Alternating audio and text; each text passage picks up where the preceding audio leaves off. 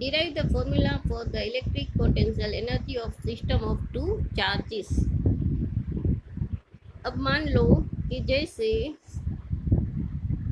ये हमारा ओरिजिन है और अभी यहाँ पे कोई भी चार्ज नहीं है, यहाँ पे अभी कोई चार्ज नहीं है और Q1 और Q2 चार्ज इनफाइनाइट डिस्टेंस पे है।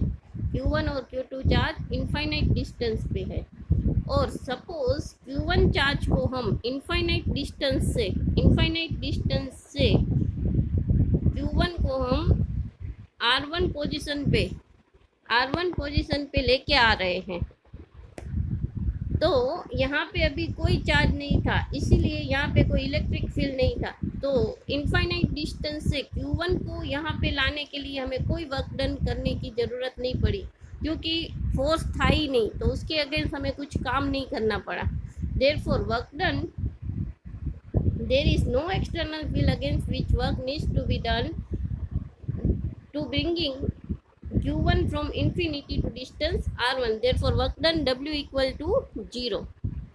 अब यहाँ पे Q1 आ चुका है, इसलिए वो अपना एक इलेक्ट्रिक फील्ड प्रोड्यूस कर रहा है।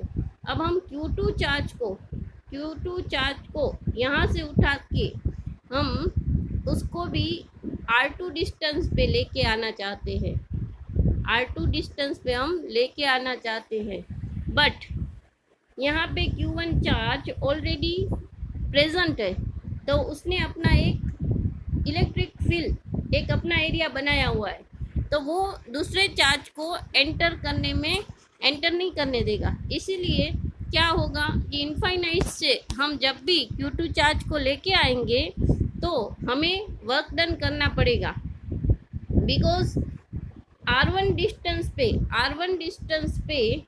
R1 से P डिस्टेंस, ये सपोज P डिस्टेंस है, तो यहाँ पे Q1 ने, यहाँ पे इस जगह पे Q1 ने अपना एक पोटेंशियल क्रिएट किया हुआ है, और वो जो पोटेंशियल है that is V1 equal to KQ1 upon R1P, KQ1 upon R1P, where R1P is the distance of the point P spaced from the location of Q1.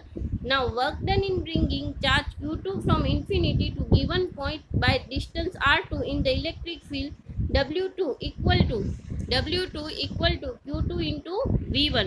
तो ये हमने आगे पढ़ा हुआ है कि V equal to W by Q, therefore W2 equal to Q2 upon V1, therefore W2 equal to K Q1 Q2 upon R12। R12 is ये जो डिस्टेंस है दोनों के बीच का,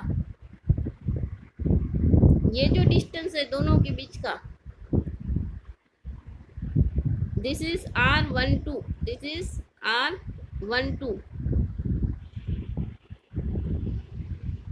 where R12 is the distance between points 1 and 2.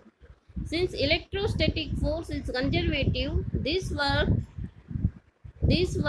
gets stored in the form of potential energy of the system. Therefore, total potential energy of the system is U equal to W1 plus W2, W1 equal to 0 and U equal to K Q1 Q2 upon R12।